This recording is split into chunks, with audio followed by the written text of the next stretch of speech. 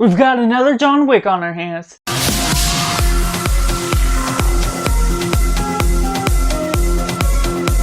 Hey everyone, welcome to Cinema, where we focus on the film. I'm Josh, this is Simply Cinema. Let me know in the comments below what you thought of Monkey Man, if you've seen it, or if you're waiting for a review to help you decide if you should watch it or not. And if you enjoyed this review, please consider subscribing to join into the film culture community, where we talk about movies each and every day. But going right into the synopsis. After years of fighting in the ring to pay off his wages, a young man named Kid finds himself caught up in his childhood trauma, getting flashbacks of everything that's getting caught up to him, but finds his way up to the top of this society, where he finds ways to get retribution of those who took everything away from him. And starting with the positive, overall, this film is gorgeous in its own nature. Dev Patel is the directorial debut for his career. What they do for this feature film is incredible. It is more of an action thriller more than an action film on its own. So take that into consideration, where there are action sequences,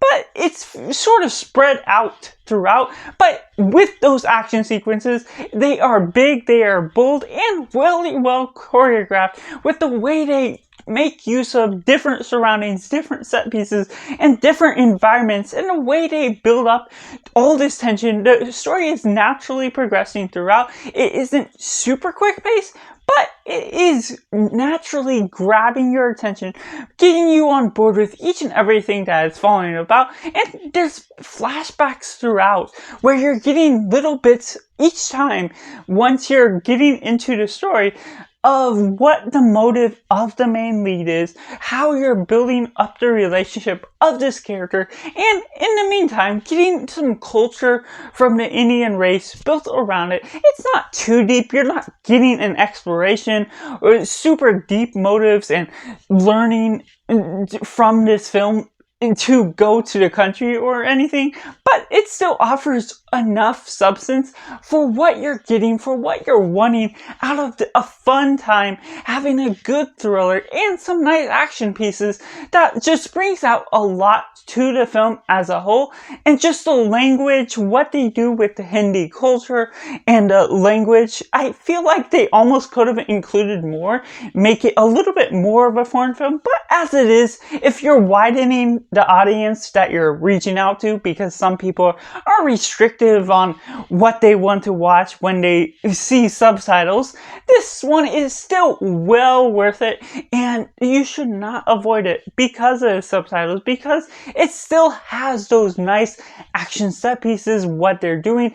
There's a name drop of John Wick itself, which is why I make that reference at the beginning of this video, and it does feel John Wick-esque while still holding its own story. It is not complex by its narrative. You can still easily follow what's going on by the different motives, what's the villains, what's the heroes, and it also goes about exploring the idea of social classes and the use of power, who's up at top and what they can do, what they take away from this young man named Kid. And when you're getting those flashbacks, seeing the childhood of how he's growing up, and also seeing some of the struggle he's going through as a man, just trying to pay off his wages and earn his living and everything. It's not a deeply complex look into someone that's poor or the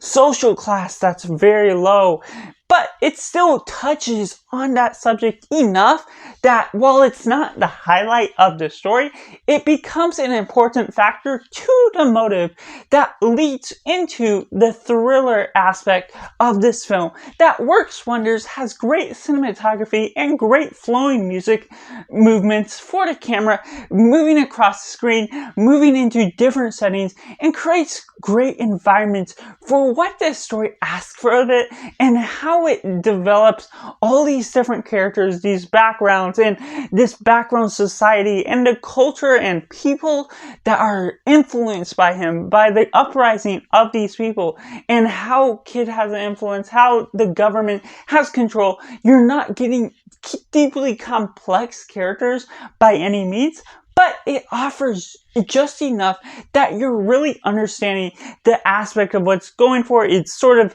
turn off your mind for a little bit to enjoy the good nature of this film as a whole, while still being well choreographed and well filmed for what it's going after. But going into some of the mixed elements, I just gotta say, with some of the flashbacks, they are a little bit long in some means, and some of them repeat throughout the film because of the way they're progressing, how he's remembering certain things about his past, how you're getting the buildup of what really happened in the past, who is the cause of certain trauma that he faced, what has happened in his past, what has happened with his body or with his different family members. And so you're getting the gradual buildup that works effectively for what you're understanding, giving later on in the film the realization of how traumatic certain sequences are and why he's on a vengeance. It's obviously not a deeply complex story, so that could turn some people off from not being all on board with what this film has to offer, but that's just something I have to note. And going into some of the negatives, there's some parts where the camera movement is a little bit too shaky. Obviously, when you're going into highly intense action sequences, it's gonna be all over the place, but it also goes close in scale to the characters, which is where some of that can be a little bit all over the place. You don't get the full scale. It obviously builds up the thrill and intensity of certain sequences and being close into the fight, but it doesn't also create the wonder of how big it is or how close, being able to see the accuracy of how good it is performed or how quickly paced the fight is actually taking place in. And so there's some drawbacks to what it has with just the flow of certain moments in the camera movement and whatnot.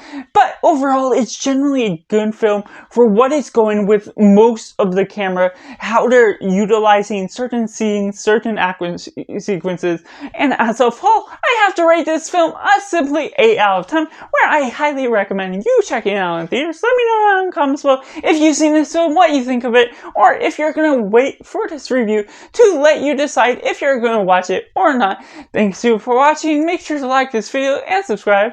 Thank you for watching. Bye for now.